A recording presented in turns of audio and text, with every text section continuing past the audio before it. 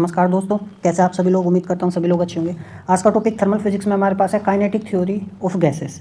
तो thermal physics में kinetic theory of gases पढ़ेंगे, काफ़ी क्रूशियल टॉपिक है। तो आज हम सबसे पहले पढ़ेंगे कि क्या क्या एजम्पशंस है या क्या क्या पोस्टुलेट्स है kinetic theory of ideal gases, क्योंकि ये एजम्पशंस या जो पोस्टुलेट्स हैं हमें पता होने चाहिए ताकि हम फर्दर आगे जब प्रेशर्स क्या होता है आइडियल गैस का, काइनेटिक इंटरप्रिटेशन क्या होती है टेम्परेचर की, ठीक है, और रूट मीन स्क्वायर स्पीड क्या होती है, मोलिकुलर स्पीड डिस्ट्रीब्यूशन का होता है, ये चीज़ें हम तभी समझ पाएंगे। Then we will have a question based on the kinetic theory of gases. ठीक है, तो ये आज हमें कवर करना है, छोटा सा टॉपिक है। तो कुछ चीज़ें जो पोस्टुलेट्स हैं, जो बेसिक एजम्पशंस हैं, वो हमें पता होनी चाहिए। तो क्या क्या है? पहला एजम्पशन क्या है? A gas consist of very large number of identical particles. तो जो आइडियल गैस होगी हमारे पास, तो हम क्या एज्यूम करते हैं कि उस बहुत सारे आइडेंटिकल पार्टिकल से मिलकर बनी है। क्या large identical particles are there? First assumption ये है। तो इसको हम न्यूमेरिकली भी जस्टिफाई करते हैं, एक्सपेरिमेंटली भी हमें मिला है क्या कि देखो 1 मोल ऑफ पार्टिकल्स, 1 मोल यदि हम कहते हैं तो इसका मतलब कितना होगा? 6.022 इंटू 10⁻23 मोलिक्यूल्स। समझ में आया? यानी एक मोल के अंदर इतने मोलिक्यूल्स होते हैं। या हम बात इसको हम दूसरे शब्दों में कहें कि स्टैंडर्ड टेम्परेचर और प्रेशर पर, स्टैंडर्ड टेम्परेचर प्रेशर पर हम 1 centimetre cube volume of gas ले, कितना वॉल्यूम ले? 1 सेंटीमीटर क्यूब। तो उसके अंदर कितने पार्टिकल्स होते हैं? लगभग 2.7 इंटू 10⁻19 मोलिक्यूल्स। तो ये लगभग आप इमेजिन कर सकते हो 5 to 6 टाइम्स, 5 से 6 गुना ज़्यादा है जो करंट पॉपुलेशन है ना। आप समझ सकते हैं जो वर्ल्ड पूरे विश्व का करंट पॉपुलेशन है उसके लगभग 5 से 6 गुना ज़्यादा हो गया ये। तो इमेजिन कर सकते हो कि 1 सेंटीमीटर क्यूब होता है कितना है, ठीक है ना, बहुत छोटे से में इतने ज़्यादा पार्टिकल्स हैं। तो पहली एजम्पशन क्या है? गैस जो होती है it has large number of identical particles, बस सिंपल सी बात है। दूसरा, जो मोलिक्यूल्स होते हैं हम उनको they can be regarded as point masses. ठीक है, आप फिजिक्स में आपने जानते हो 9th क्लास में भी पढ़ा होगा कि पॉइंट मासेस हम कब कंसीडर करते हैं, पॉइंट साइज ऑब्जेक्ट कब कंसीडर करते हैं। ठीक है, जब ऑब्जेक्ट की जो डायमेंशंस होती है वो बहुत स्मॉल होती है as compare to the distance travel by that object. तो यहाँ पर हमारे पास क्या है? मॉलिक्यूल है। तो जो गैस का मॉलिक्यूल है हम उसको क्या कंसीडर कर रहे हैं? Point mass. तो कहने का मतलब है एक्सपेरिमेंटली हम देखते हैं जो डायमीटर होता है ना गैस मॉलिक्यूल का, तो देखो डायमीटर कितना है हमारे पास? इट इज़ अबाउट 2 या 3 इंटू 10⁻⁻10। तो लगभग मान लेते हैं हमारे पास कितना है? 3 इंटू 10⁻⁻10 मीटर है। ठीक है, average distance between neighbouring molecules at standard temperature pressure कितना है? मान लो एक मोलिक्यूल ही होगा, एक मोलिक्यूल ही होगा, तो इस मोलिक्यूल का डायमीटर कितना हो गया? Approximately 3 into 10⁻⁻10। और दो मोलिक्यूल के बीच की डिस्टेंस कितनी होगी? ठीक है, तो इस डिस्टेंस कितनी होगी मैं कंपैरिजन से आपको बता रहा हूँ। ये कितनी है? 3 इंटू 10⁻⁻9, यानी 3 इंटू 10⁻�9। समझ में आया? तो मेरे पास ये कितना आ जाएगा? 1/10। तो यानी जो ये डायमीटर है ना ये कितना? 1/10 है। ठीक है, डिस्टेंस के देखो कितना छोटा है। समझ में आ गई बात? तो जो मतलब ये जो डिस्टेंस है 10 गुना ज़्यादा है इस पॉइंट साइज से, है ना। तो इसका तभी इससे हम समझ सकते हैं कि जो मोलिक्यूल है उसको हम पॉइंट मास कंसीडर कर सकते हैं। तो therefore the finite volumes of the molecules can be neglected in comparison to the space they occupy, है ना। भाई देखो कितना छोटा है, समझ में आया? यानी उनका जो साइज है वो इतना छोटा है, कितना? 10 गुना छोटा है ना। 1/10 है डिस्टेंस बिटवीन देम। तो हम कह सकते हैं ना जो वॉल्यूम होगी molecules it is almost negligible as compare to the space that the molecules are occupying, या जो भी गैस स्पेस ऑक्यूपाई कर रही है। ठीक है, थर्ड एजम्पशन क्या है? They are in continuous random motion, वो रैंडमली इधर उधर मूव कर रहे हैं। तो देखो डिपिक्शन आप देख सकते हो random motion of molecules of gases, कोई इधर जा रहा है, कोई इधर जा रहा है, कोई इधर जा रहा है। समझ में आया? तो they move in all possible direction with equal probability. जो प्रोबेबिलिटी डायरेक्शन में जाने की वो भी इस डायरेक्शन में, इसमें randomly they can move. They have erratic motion of disturb, है ना। इरेटिक मोशन है, जैसे हनी भी होता है, आप उसको डिस्टर्ब कर दो, है ना। जो मधुमक्खी होती है ना, मधुमक्खी का जो हाइव होता है उसको आप यदि डिस्टर्ब कर दो तो मधुमक्खी कभी इधर भागेगी कभी इधर, तो रैंडम मोशन होता है ना। ऐसे ही मोलिक्यूल्स जो होते हैं गैस के वो भी इधर उधर रैंडमली मूव करते हैं। ठीक है, और this assumption is supported experimentally. ठीक है ना, जिसको हम ब्राउनर मोशन भी बोलते हैं। आपने कभी देखा हो, सपोज ये हमारे पास वॉल है, ठीक है ना, खिड़की होगी या दीवार होगी, तो इसमें से सपोज यहाँ पर कोई होल है, उसमें से रेज आ रही हो, ठीक है ना, सन रेज आ रही है। तो सन रेज में आप देखो डस्ट पार्टिकल्स आप देख सकते हो किस तरीके से इधर उधर रैंडमली मूव करते हुए आपको दिख जाएंगे। कोई इधर जाएगा, कोई इधर, कोई इधर, कोई इधर। तो वही है, कंटिन्यूस रैंडम मोशन में भी मोलिक्यूल्स ऐसे ही रहते हैं।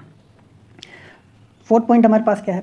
In the absence of external field, मतलब एक्सटर्नल यानी आप इलेक्ट्रिक फील्ड भी नहीं अपना रहे हैं, मैग्नेटिक फील्ड भी हम अप्लाई नहीं कर रहे हैं।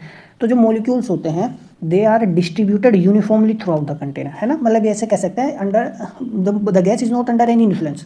ठीक है, एक्सटर्नल फील्ड के इन्फ्लुएंस में नहीं है, किसी के भी इन्फ्लुएंस में भी गैस नहीं है, ना इलेक्ट्रिक फील्ड अप्लाई किया, ना मैग्नेटिक फील्ड अप्लाई किया, कुछ भी नहीं अप्लाई किया। तो मोलिक्यूल्स जो है ना यूनिफॉर्मली डिस्ट्रीब्यूटेड होंगे थ्रू आउट द कंटेनर। ठीक है। ऐसा नहीं होगा कि मान लो ये मेरे पास कोई कंटेनर है, ठीक है, तो ऐसा नहीं कि यहाँ ज़्यादा मॉलिक्यूल्स हैं, इस स्पेस में कम मॉलिक्यूल्स हैं, है ना, समझ में आया, यहाँ है ही नहीं, ऐसा नहीं है। The molecules are distributed uniformly throughout the container, ठीक है।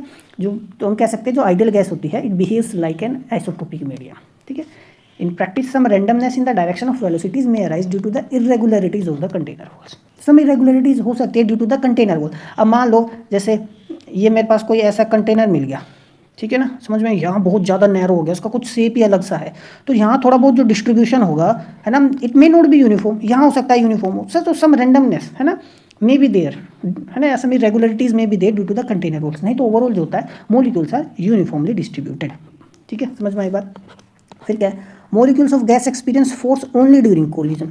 अब मॉलिक्यूल्स के बीच में फोर्स भी नहीं लगती, देखो इन दोनों मॉलिक्यूल्स के बीच में कोई फोर्स नहीं होगा आइडियल गैस में।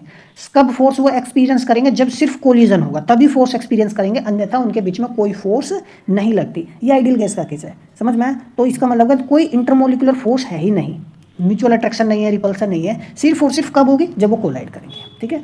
कोई फोर्स नहीं एग्जिस्ट करती मॉलिक्यूल्स और होल्स के बीच में भी, एक्सेप्ट ड्यूरिंग कोलिजन, सिर्फ जब कोलाइड करेंगे तभी होगा, अन्यथा नहीं, समझ में आया। तो कोई इंटरमोलिकुलर फोर्सेज है ही नहीं, तो पोटेंशियल एनर्जी तो होगी ही नहीं उनके पास, तो it means the molecules of ideal guys have only kinetic energy, सिर्फ और सिर्फ काइनेटिक एनर्जी होगी उनके पास, ठीक है। 6 पॉइंट क्या है, the molecules of gas behaves perfectly elastic hard spheres. देखो परफेक्टली इलास्टिक हार्ड स्पेयर्स की तरह बिहेव करते हैं, इसका मतलब हो गया कि जो परफेक्टली इलास्टिक कोलिजन में क्या होता है, मॉलिक्यूल्स जो होता है ना उनकी काइनेटिक एनर्जी कंजर्व रहती है, पोटेंशियल एनर्जी भी कंजर्व रहेगी, ठीक है ना, और काइनेटिक एनर्जी भी, इनिशियल काइनेटिक एनर्जी और फाइनल काइनेटिक एनर्जी भी कंजर्व रहेगी, ठीक है, समझ में। कोई लॉस नहीं होता काइनेटिक एनर्जी का, ये भी एजम्पशन है कि they are perfectly hard spheres, ठीक है ना, समझ में। And experience elastic collisions, they do not deform during collisions, ठीक है। तो परफेक्टली हार्ड स्पेयर्स होते हैं, क्या होते हैं, hard spheres. Even during collision वो डिफॉर्म भी नहीं होते कि मॉलिक्यूल्स का शेप साइज बिगड़ जाए, ऐसा नहीं है, चाहे वो कोलिजन खुद के साथ हो या वॉल्स के साथ हो, तो molecules behave as perfectly elastic hard spheres, ठीक है, समझ में आई बात। तो duration of collision is negligible compared to the time between successive collisions, ठीक है। अब दो सक्सेसिव कोलिजन्स के बीच में जो समय होगा वो बहुत ज़्यादा होता है as compare to the duration of collision. अब मान लो एक पार्टिकल यहाँ है ना, और इन दोनों ड्यूरेशन जो टाइम होगा ना कोलिजन का, ड्यूरेशन ऑफ कोलिजन जो होगा वो मान लो क्या है, टी है, ठीक है। अब ये कोलाइड कर दिया, अभी कोलाइड करने के बाद पार्टिकल मान लो ए कहाँ आ गया, ए यहाँ आ गया, तो पहला कोलिजन इसका यहाँ हुआ, तो ये पार्टिकल आकर फिर दूसरे पार्टिकल के साथ यहाँ टकराया, तो जो सक्सेस एक कोलिजन यहाँ हुआ, दूसरा कोलिजन यहाँ हुआ, तो मान लो ये जो टाइम था ये कैपिटल टी हो गया, ठीक है। तो जो ड्यूरेशन ऑफ कोलिजन है ये बहुत ज़्यादा स्मॉल होती है as compare to the time between successive collisions, ठीक है ना। एक कोलिजन यहाँ हुआ, एक कोलिजन यहाँ हुआ, तो जो टाइम लगा ना दो सक्सेसिव कोलिजन के बीच में ज़्यादा होता है as compare to the duration of collision, ठीक है। जो ड्यूरेशन होगा दो किस दौरान किस समय कि मतलब कितने टाइम के लिए कोलिजन हुआ है वो, ठीक है, समझ में आया। तो it is this is negligible as compare to the time between successive collisions. 8 point क्या, all molecules do not move with same speed, same speed से नहीं चलते, they are distributed uniformly throughout the container but they do not move with same speed, ठीक है। Distribution जो होता है molecular speed का अबाउट मीन स्पीड, मीन दे जो मॉलिक्यूलर स्पीड का डिस्ट्रीब्यूशन होता है it exist about the mean value, ठीक है ना। और हम ये finite width of spectral line से ऑब्जर्व भी कर सकते हैं। अब देखो जैसे ये हमारे पास ऐसे आया डिस्ट्रीब्यूशन, ठीक है, तो यानी यहाँ जो इस रेंज में हमारे पास जो पार्टिकल्स है उनका जो स्पीड है वो ज़्यादा है, ठीक है, और यहाँ पे जो पार्टिकल है उसका स्पीड क्या है, कम है। अब डायग्राम से देखो, एक मैंने देखो सपोज ये v1 वेलोसिटी लिया और ये v2 वेलोसिटी लिया और ये v3 वेलोसिटी ले लिया पार्टिकल का, ठीक है। अब देखो v3 ज़्यादा है, फिर उससे ज़्यादा क्या है v1, और फिर सबसे कम क्या है v2 है, ठीक है, समझ में आया। तो वो डिफरेंट स्पीड से ट्रेवल करते हैं, सभी की एक जैसी स्पीड नहीं होती, समझ में आ गई बात, ये बात ध्यान रखना। 9th क्या है, all molecules move in a straight line between successive collisions, और सक्सेसिव कोलिजन्स के बीच में ना वो स्ट्रेट लाइन से ट्रेवल करते हैं। एक कोलिजन यहाँ हुआ तो वही ऐसे जाएगा, ये ठीक है, समझ में आया। तो स्ट्रेट लाइन होता है बिटवीन सक्सेसिव कोलिजन। तो ये रेक्टिलियन लीनियर मोशन हम ब्राउनियन मोशन के ऑब्जर्वेशन से भी देख सकते हैं, ब्राउनियन मोशन भी हम पढ़ेंगे, ठीक है ना। अब बात करते हैं क्वेश्चन की। तो देखो ये तो हमने जनरली आइडियल केस पढ़ा है, तो जो write down the assumptions which are not justified for real gases, जो रियल गैसेज के लिए जस्टिफाइड ही नहीं है, ठीक है ना। आइडियल गैसेज का तो पढ़ लिया, अब रियल गैसेज में जैसे हमने फोर्स का देखा था, है ना, तो ऐसा थोड़ी ना होता कि मॉलिक्यूल्स के बीच में फोर्स नहीं होगी, बिल्कुल होगी, लेकिन आइडियल गैस के केस में कोई इंटरमोलिकुलर फोर्स नहीं होती, रियल गैस में होती है। तो assumption of kinetic theory that are not fully justified for real gases are first. देखो आइडियल गैस के लिए क्या है, मॉलिक्यूल्स कोई फोर्स नहीं लगाते एक्सेप्ट ड्यूरिंग कोलिजन, सिर्फ कोलिजन के दौरान ही मॉलिक्यूल्स के बीच में फोर्स लगेगी, अन्यथा उनके बीच में कोई फोर्स नहीं लगती। लेकिन रियल गैस क्या कहती है, रियल गैस ये कहती है, रियल गैस में जो होता है इंटरमोलिकुलर फोर्स ऑफ अट्रैक्शन होता है, रिपल्सन भी होता है, ठीक है ना। और समझ में आई बात, चाहे वो कोलाइड कर रहे हो या ना कर रहे हो, समझ में आया, तो ये चीज़ें है। दूसरा क्या है, molecules have negligible volume compare to the total volume of gas, ये भी हमने देखा आइडियल गैस का केस है। आइडियल गैस के केस में हमने देखा पॉइंट साइज होता है तो उसकी वॉल्यूम बहुत ना के बराबर है, ठीक है, as compare to the total volume of gas, ideal gas के केस में। लेकिन ऐसा नहीं है, रियल गैस में मोलिक्यूल्स की कुछ फाइनाइट वॉल्यूम होती है, और इसको हम ऑब्जर्व भी कर सकते हैं, and it becomes even important at high pressure and low temperature, ठीक है। ये सारी चीज़ें हम जानेंगे जब मैं आपको वॉन डेर वाल गैस बताऊंगा, किस तरीके से वी डू करेक्शन, ठीक है ना, हम किस तरीके से करेक्शन करते हैं वॉल्यूम में। समझ में आई चीज़ें? कोई डाउट होता आप मुझे कमेंट बॉक्स में बता सकते हैं। तो आइडियल गैस के हिसाब से वॉल्यूम मॉलिक्यूल्स की कुछ वॉल्यूम नहीं होती, दे आर पॉइंट साइज। लेकिन रियल गैस में they have some volume, molecules की कुछ वॉल्यूम होती है, they have some size. Real gas के आइडियल गैस के हिसाब से परफेक्टली इलास्टिक कोलिजन होता है, यानी काइनेटिक एनर्जी कंजर्व रहती है, ठीक है, और पार्टिकल्स डिफॉर्म नहीं होते, ये आइडियल गैस कहती है। लेकिन रियल गैस में कोलिजन्स परफेक्टली इलास्टिक नहीं होते, काइनेटिक एनर्जी कंजर्व नहीं रहती है ना, टोटल एनर्जी कंजर्व रहेगी, काइनेटिक एनर्जी कंजर्व नहीं रहती। तो कुछ ट्रांसलेशनल काइनेटिक एनर्जी ना टेम्परली कन्वर्ट हो जाती है इंटरनल एनर्जी में, रोटेशनल या vibration, and even some loss of energy is also there during collision, ठीक है ना, पर्टिकुलरली एट हाई टेम्परेचर्स और फॉर पॉलीएटॉमिक मॉलिक्यूल्स। समझ में आया? फोर्थ क्या, molecules identical in all respect, ठीक है। अब ऐसा नहीं होता, आइडियल गैस में मॉलिक्यूल जो होते हैं दे आर आइडेंटिकल, है ना, आइडियल गैस जो होते हैं it has large number of identical molecules. लेकिन रियल गैस में ऐसा नहीं है, क्यों? अब मान लो मेरे पास हाइड्रोजन गैस ले लिया मैंने, क्या ले लिया? Hydrogen gas. अब उस हाइड्रोजन गैस में ना हाइड्रोजन के 3 आइसोटोप होते हैं, समझ में, तीनों का ही साइज अलग अलग है, how they can be identical, नहीं हो सकता ना, ठीक है। क्लोरीन है, वो उसमें उसके आइसोटोप्स होंगे, तो मोलिकुलर कॉम्प्लेक्सिटी या हम कहें आइसोटोपिक वेरिएशंस जो होते हैं।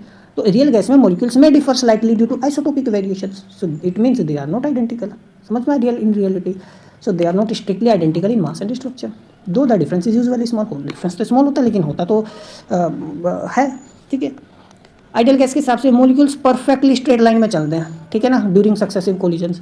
लेकिन रियल गैसेस में वीक इंटरमोलिकुलर फोर्सेस को slight deflection of molecular path, ठीक है, डिफ्लेक्शन कर देता है, और जरूरी नहीं वो स्ट्रेट लाइन है, ठीक है ना, क्योंकि बहुत ही हम माइक्रोस्कोपिक लेवल पर जाते हैं। अब जैसे एक पार्ट ये हो गया, ठीक है, ये मोलिक्यूल ऐसे कोलाइड करने की, कोलाइड रिपल कर गया, तो वो ये ऐसे हो गया, तो कर्व्ड पाथ हो गया। समझ में आया? It is not necessary that during scattering और collision it will travel in straight line, no, not necessary, it might have some curved path, ठीक है ना, नॉट स्ट्रिक्टली रेक्टिलिनियर नहीं होता।